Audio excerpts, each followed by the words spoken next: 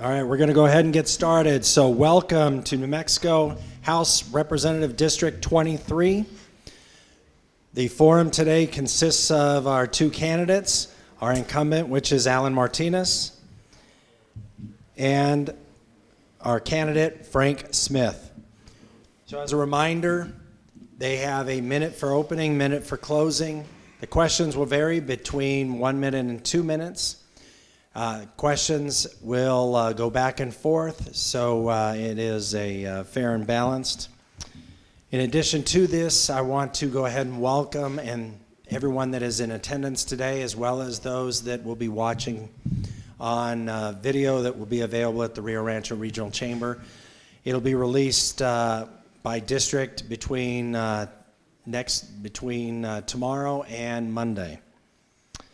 That being said, I want to once again thank you to the Rio Rancho Public Schools for the facility here today. I want to thank all the staff from the chamber for working and putting this on. In addition to that, Rio Rancho Observer, we have Tracy, who will be asking all the questions today, and to Greencastle Media for all the video equipment and performance today. So with that, once again, I want to welcome Alan Martinez and Frank Smith. We will kick it off. Alan, you are the incumbent. You will do the opening first. You have 1 minute. Well, Mr. Shallow, I'd like to thank you and the chamber and the staff, the Observer, Rio Rancho Public Schools, for hosting us.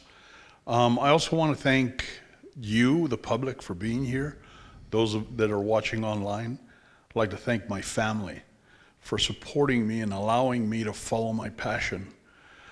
I'd also like to thank the veterans and their families of the state, because they prepared me for being able to widen my horizons and take my 25 years of advocating for them and their families and now advocate for the people of District 23 and the rest of the state of New Mexico. I'd also like to thank Mr. Smith for being here. I love having these conversations. It gives us a chance to hear what each other stands for, strengths and weaknesses. And I'm looking forward to it. Thank you, Alan. Frank, your opening. My name is Frank Smith. I am a native New Mexican. I was raised in Albuquerque. After I graduated from high school, I enlisted in the Marine Corps. I served as a drill instructor.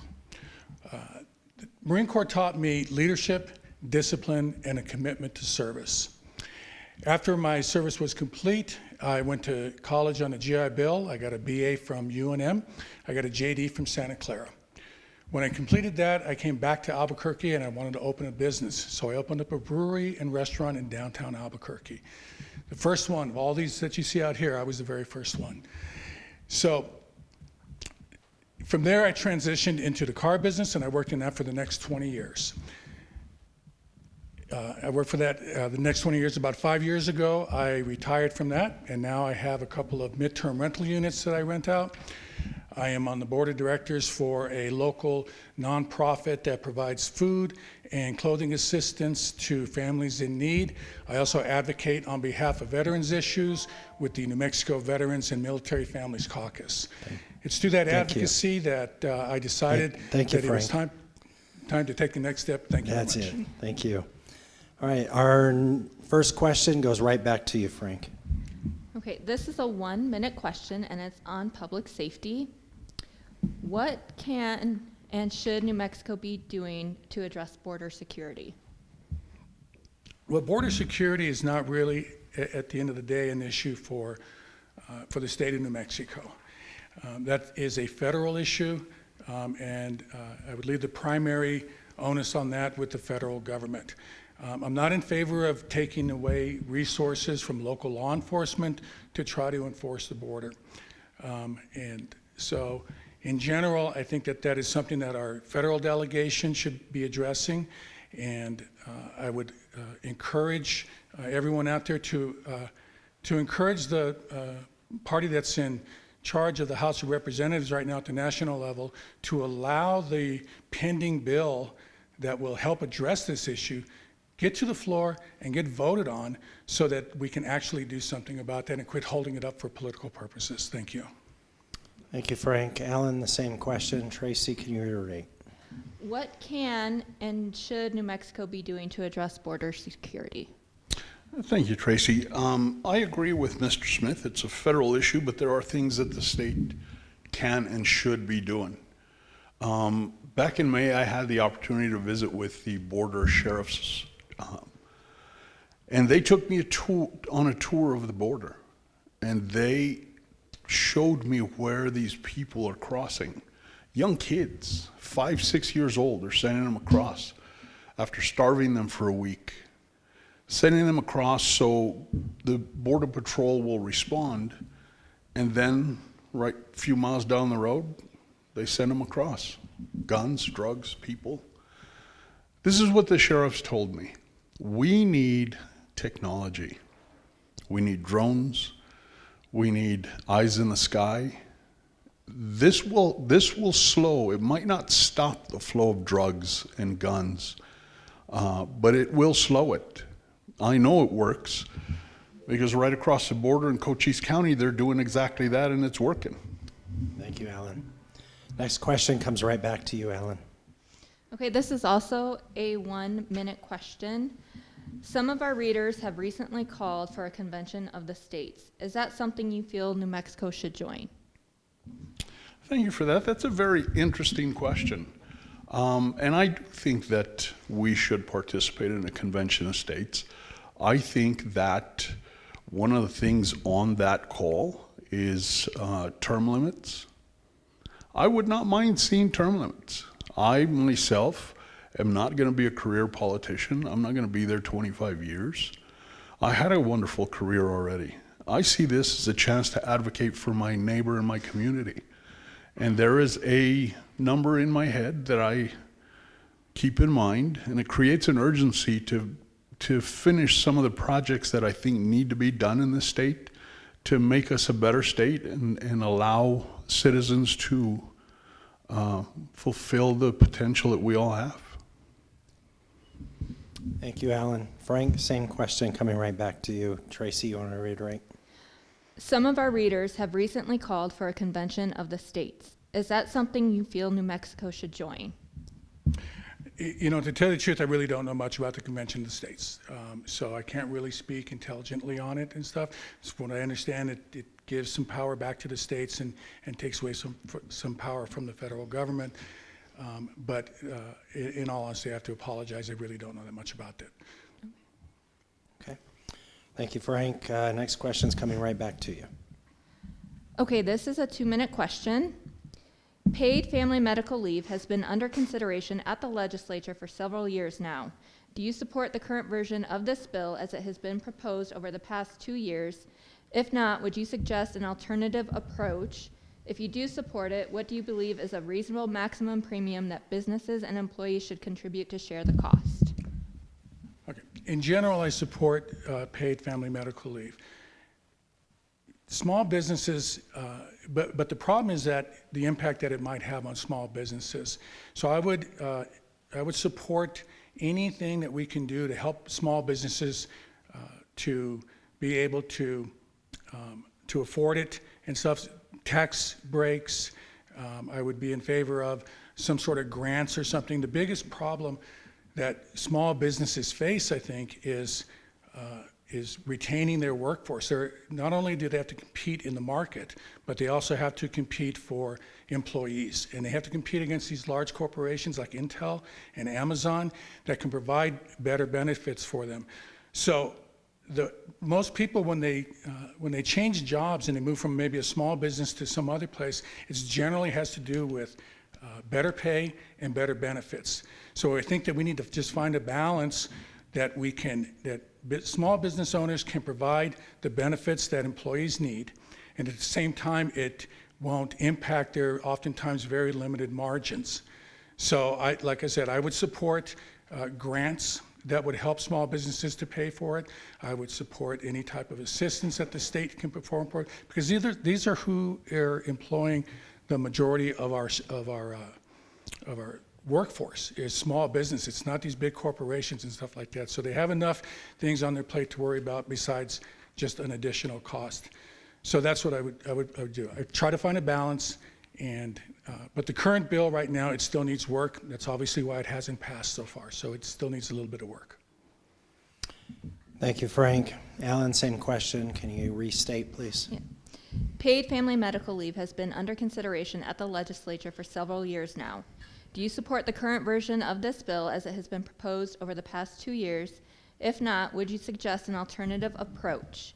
If you do support it, what do you believe is a reasonable maximum premium that businesses and employees should contribute to share the cost? Thank you, Tracy. I do not support the bill as written. I think the current iteration of this bill is too expensive. It's too expensive on employers. It's too expensive on employees. It's too expensive for the state. You're talking about $60 million a year of your tax dollars to shore up this fund. In addition, another 250 state employees that were required to pay salary and benefits. We're taxing small businesses. We're also taxing employees. This year when this bill came up on the House floor, we heard from over 120,000 business owners and employees. Some of the letters that I read from employees, they said, I can't afford this. I cannot afford another tax. And the problem with this is you were going to get taxed whether you were going to use it or not. So you were going to pay for somebody else to take 3 months off of work on top of the 18 weeks that's already mandated. That's one of the things that's not talked about a lot. The state already mandates 18 weeks of leave. So add on another 3 months. You're talking almost 6 months that you as a small business owner will have to hire somebody, pay for their salary, pay to train them, lose business. It's just too expensive. I think a privately run program is perfect. If you allow businesses to opt in, those that really want to do it, they can opt in to a program like that. But if you talk to small businesses, they're all taking care of their employees already. I had small businesses tell me, I'm already doing this for them. Why are you going to mandate something else for me to do, more paperwork, more taxes, when they're already doing it? Thank you, Alan. Next question is coming right back to you. Okay, this is a 2-minute question on housing.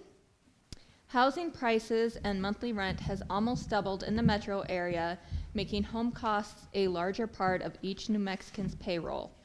What actions could be taken to address the affordable housing crisis in New Mexico?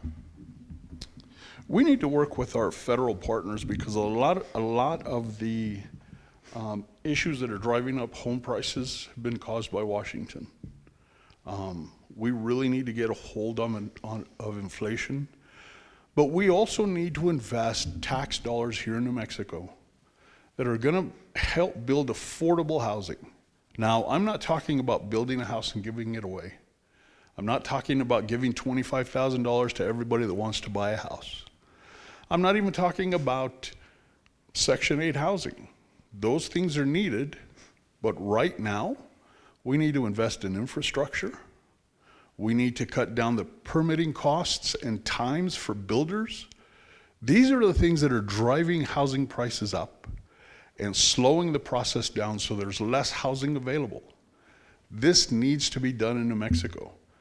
The fact that it's going to take a builder up to 6 months to get a permit is ridiculous. This needs to change. We need to encourage it from the state level down to the local level to make sure that these things are changed. That's what's going to lower the housing costs. That's what's going to allow people to get into some of these affordable houses. Giving stuff away has never worked. Investments do work. Okay. Thank you, Alan. Frank, same question. Okay. Tracy, can you rewrite? Yes, housing prices and monthly rent has almost doubled in the metro area, making home costs a larger part of each New Mexican's payroll. What actions could be taken to address the affordable housing crisis in New Mexico? So I think one of the things that we could do is we would want to look at public and private partnerships where they can work together and we can help developers to build additional housing units. We would need to look, I think, also at zoning reforms that will help streamline the process, like Alan was talking about a little while ago, and stuff to speed the process up and to move things along. Another thing that I would look at doing is incentivizing developers to give them incentives for building affordable housing and stuff like that, and this is something that the state could assist with. You know, we can't bring in a workforce if they can't, to satisfy our needs, if they don't have affordable housing. And then also we probably need to look at the homelessness issues as well and stuff. You know, we have a really good example of how people can transition from homelessness to housing with the Veterans Integration Center right over here in Albuquerque. This thing is just recently completed, and it'll be up and running here in the next couple of months. That, I think, can be a pilot program, so to speak, to help move things along in that direction. So I would just look at a partnership between the state and business and developers to try to advance this. Thank you. Thank you, Frank. Next question is coming right back to you. Okay, this is a 1-minute question, and it's on economic development. What strategies would you promote for economic growth and attract new businesses to New Mexico? You know, it would be along the lines of what we've been talking about here. You know, we need to have a fair tax structure. We need to offer incentives to businesses that are coming in, you know, especially small businesses and stuff. So I would look at things like for small businesses, you know, like a 2-year grace period on gross receipts tax until they can get on the ground and get things going and stuff like that, and then maybe gradually ramp it up to where they're paying full taxes and stuff like that. So I think incentives are the way to promote that, and building out our infrastructure. You know, so thank you. Thank you, Frank. Alan, same question. Tracy, you want to restate? Yeah. What strategies would you promote for economic growth and attract new businesses to New Mexico? Thank you, Tracy. New Mexico is probably the most business unfriendly state in the country. The policies that we have followed over the last 20 years have made it difficult for any small business to thrive. We need to completely revamp the gross receipts tax process. The fact that we're pyramiding taxes on top of taxes on top of taxes is not helping anybody. We need to figure out a new way to fund local governments, because that's how they survive. But the amount of taxes, if I buy something from you, I pay a tax. If I sell it to another business, I pay a tax. If I sell it to her, I pay a tax. It's ridiculous. The way they structured that, and then they carved out for all their friends as they were going along, I'm gonna give you a carve out, I'm gonna give you a carve out. We need to completely take away all the carve outs, redo the GRT tax system, make New Mexico business friendly, and we'll see more businesses thriving. Thank you, Alan. All right, we got time for one more question. Tracy. Okay, this is a 1-minute question. Let's go to infrastructure. Do you support the expansion of Paseo del Volcan to Interstate 40, and why or why not? Is that my question? Yes, I'm sorry. Yes, Alan, it's yours. I was waiting for direction. I do absolutely support the PDV extension. The way they have zoned that is for manufacturing. We need to start building things in New Mexico. We currently have a great export program in Santa Teresa, but we need to start doing that here. We need to start building things. We need to start attracting new businesses. We need to be able to use the talent we have here instead of exporting it outside of the state. We need to bring those people back in, start building things and sending those things out to bring outside money back in. I think we're building the infrastructure. I think we have a good plan. I think the state needs to invest the money and get it done. Thank you, Alan. Same question, Frank. You want to restate, Tracy? Yeah. Do you support the expansion of Paseo del Volcan to Interstate 40, and why or why not? I support it. You know, it'll help to create economic growth and development in the area. It's going to relieve traffic. I mean, since the pandemic, I tell you, every time I'm on 528 or 550, I'm not even sure that I'm in New Mexico. There's so much traffic that's out there. It'll also help local businesses to get their products out to the marketplace. It'll help create jobs as well, and it'll improve the quality of life for us here in Rio Rancho and Sandoval County. Thank you. That concludes all the questions. We'll start with our closings, and Frank, you're up first. Folks, I tell you, you know, if you had asked me a year ago, or if you had asked me in January if I would be up here running for office, I would have told you no. There's no way that would ever happen. You know, but after the legislative session ended this year and stuff, you know, I saw some things up in Santa Fe that I just felt that it needed to be addressed, and that maybe I could help to do that. So, so here I am. You know, I hope to bring my history of small business ownership, a commitment to service and advocacy to help maybe improve the lives of New Mexicans just a little bit more than where we are. And if you haven't been up to Santa Fe to see how things operate up there, you know, New Mexico, we have a problem. Thank you. Thank you, Frank. Closing, Alan? Once again, I'd like to thank Mr. Shallow and the Chamber and the staff, this Rio Rancho Observer and the Rio Rancho Public Schools for hosting us. I appreciate you being here, and I agree with Mr. Smith. The government is broken, but look who's in charge. I would ask you to log on, watch these committees, the people that say they're going to do something. Are they doing that? Are they voting the way they're telling you they're going to vote?